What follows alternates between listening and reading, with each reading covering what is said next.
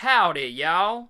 My name is Mike, and this is the Bored Cyborg. Swing your hips from side to side and do-si-do like this. Hey!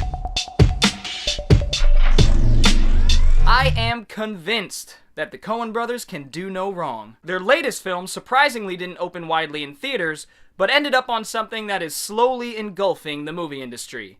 Netflix. I mean, I'm cool with it, but I'm still getting used to the fact that I don't have to leave my house to see the newest big-budget Coen Brothers movie. It's a strange time we live in. Their newest film is probably their most experimental one, a fourth-wall-breaking anthology western. In fact, I can't name any other anthology westerns. This may be the first one. I'll stop doing that now. Pair that with it being a Coen Brothers film, and I was hooked, lined, and sinkered. The film is The Ballad of Buster Scruggs, and since it's an anthology film, I'm going to give my brief thoughts on each one of the short stories and what I think the Coens were trying to convey. The brothers, unsurprisingly, don't subscribe to the tropes of the anthology film and approach it in their own uniquely subtle way. Each story is introduced through a dusty old book on a table where the reader, us, flips through the pages, enjoys the telling illustrated color plates, and enters the world of the story. The book is aptly titled The Ballad of Buster Scruggs and Other Tales of the American Frontier. I guess they couldn't use all of that as a title for a film, so they just used everything before and. There is no wraparound, the stories don't intertwine, and they aren't connected in any way, save for the fact that they all take place in the Old West,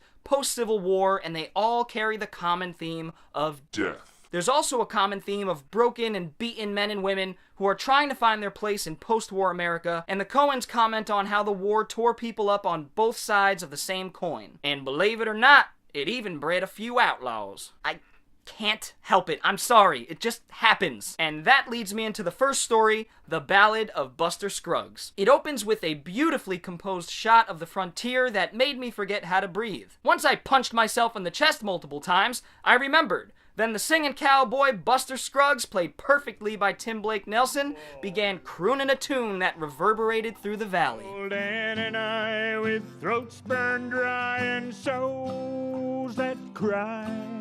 Once he was on screen, singing and breaking the fourth wall, dressed to the T in all white and clean-shaven, I was immediately reminded of the old Western trope from the 30s and 40s of the singing cowboy. The first story is a jarring and clever deconstruction of that archetype, and it is brutally hilarious. You're shooting ironwork.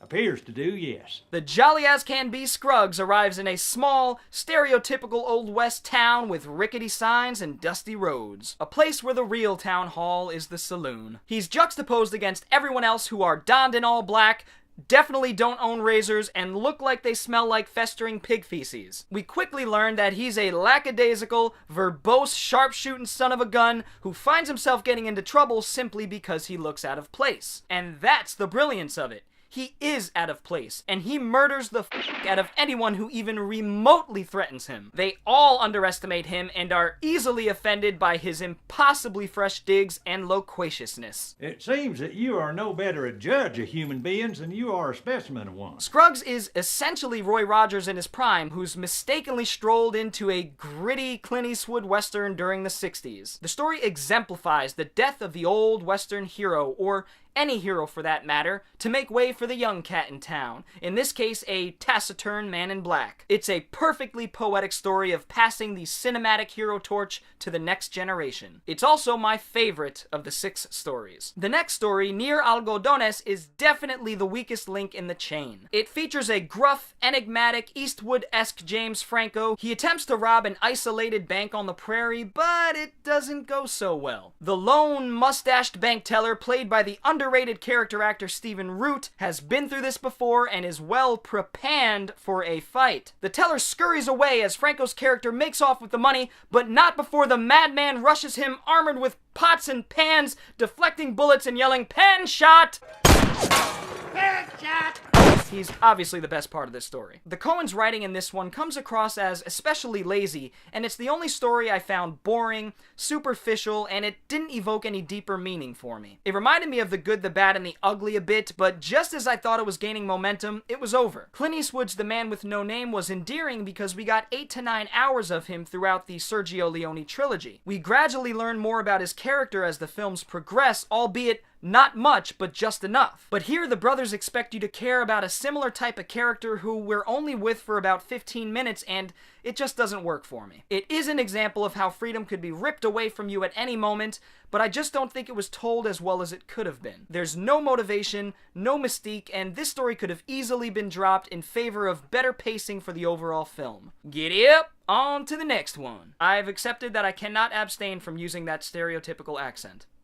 I'm sorry. The next one is Meal Ticket, and it is undoubtedly the grimmest and most depressing of all the stories. It's a simple but effective dark folktale starring Liam Neeson as a struggling sideshow peddler. He traverses the bleak countryside with his caravan and his young and talented thespian orator with Tetra Amelia, or in technical terms, no arms or legs. This story crawled deeper and deeper under my skin as it progressed, as I realized where it was heading. Again, it's told in an alluring, dark folktale sort of way, with very little dialogue, save for the orator who routinely performs the same stories, speeches, and poems to his audiences. As the money begins to wane and the spirit of the young, stricken man fades, Liam Neeson's character makes a heartlessly callous decision. It's a story about the cutthroat nature of show business and the concept of out with the old, in with the new. Cream, get the money.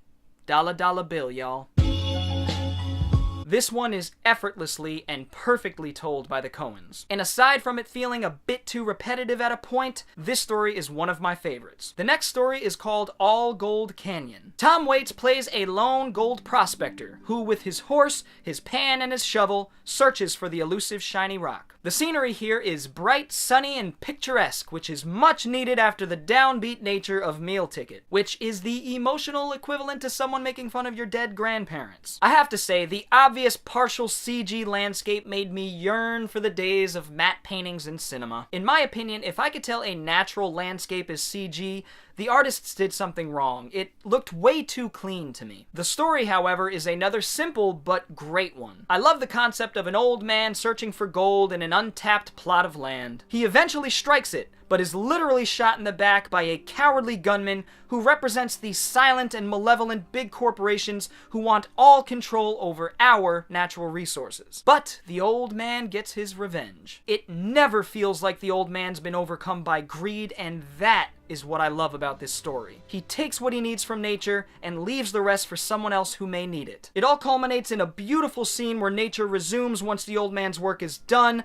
commenting on nature's regenerative properties, as well as the fact that we are selfishly raping the land of its natural resources. The old man represents the everyday citizen who tries to make a name for themselves and live a better life. He had an opportunity, labored for it, fought for it, and reap the benefits. It's a succinct story of the pros and cons of capitalism and the good nature of humans. This one has a hopeful, happy ending that is well placed, and again was much needed after Meal Ticket kicked my dog in his non-existent nuts. The fifth story is called The Gal Who Got Rattled, aka Oregon Trail, the movie. This is by far the longest of all 6 stories and clocks in at around 45 minutes. Being the longest, this one feels more like a feature film and could have easily been one. We get a good amount of character development and end up caring about the characters in a different way. It follows a young woman named Alice Longbow, played remarkably by Zoe Kazan, and her brother who decide to make the journey to Oregon after the war to start a new life. They join a wagon train that's being escorted by a pair of gruff frontiersmen. One is a younger man named Billy Knapp, who's ready to settle down, and the other a fearless lifer named Mr. Arthur, who knows the land like the back of his hand and also reminds me of an older John Wayne. Very early on in the story, like in the Oregon Trail, Cholera says what up to Alice's brother and snuffs him the f*** out overnight. She realizes her brother was buried with the money to start a new life,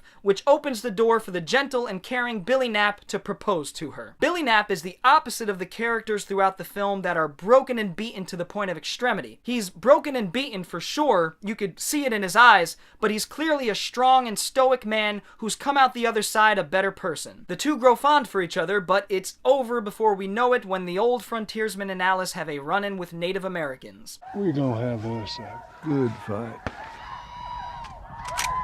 In an exciting scene with Mr. Arthur fighting off the invading Native Americans, he regretfully gives some advice to the naive and innocent young Alice, who's a tad too preemptive with putting it into action. Like in the first story, the violence in this one is tense and unflinching. And I should note that in terms of quality, I believe this to be the most violent Coen Brothers movie that I've seen. Most of their films have abrupt and jarring violence, but Scruggs has the most. The Gal Who Got Rattled is another solid story. And now for the final story, The Mortal Remains. This one is short, philosophical, and dialogue heavy. It reminded me of the beginning of Tarantino's The Hateful Eight, where a motley crew of characters are spatting about in a wagon headed somewhere. Being an admirer of philosophy, this one really resonated with me. It's up to interpretation for sure, but for me, this one was essentially Charon on the river Styx delivering souls to the afterlife. Only here, Charon is a shadowy coachman, the boat is the wagon, and the river is a beaten trail. This one houses one of my favorite lines of dialogue from any film this year, and it's uttered by a mustached bounty hunter. They connect the stories to themselves, I suppose.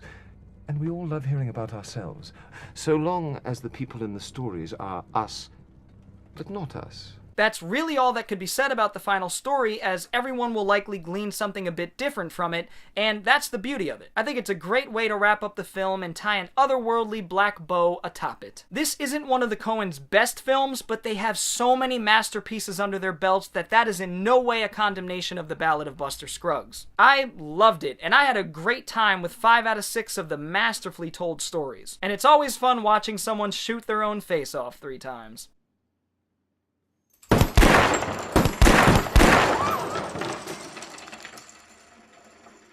I strongly feel like if Near Algodones was omitted, the film would have flowed much better as a whole, but that's really my only significant complaint. Death is a key component in each of these stories, and the Coens' darkly humorous approach to drama perfectly accentuates these concise tales of the American frontier. Chalk up another classic for the Coen brothers. Yeehaw! I just want to thank you guys for checking out my review of The Ballad of Buster Scruggs, my first modern film review. If you enjoyed this video, feel free to give it a thumbs up, and if you're new to the channel and want to see more videos like this, go ahead and hit the subscribe button and that little bell for notifications. I'd also love to know what your favorite Coen Brothers film is, so feel free to leave that in the comments below. Anyways, guys, I will see you next time. Bored Cyborg out. Ding and do see do, down and down and down and see me rock.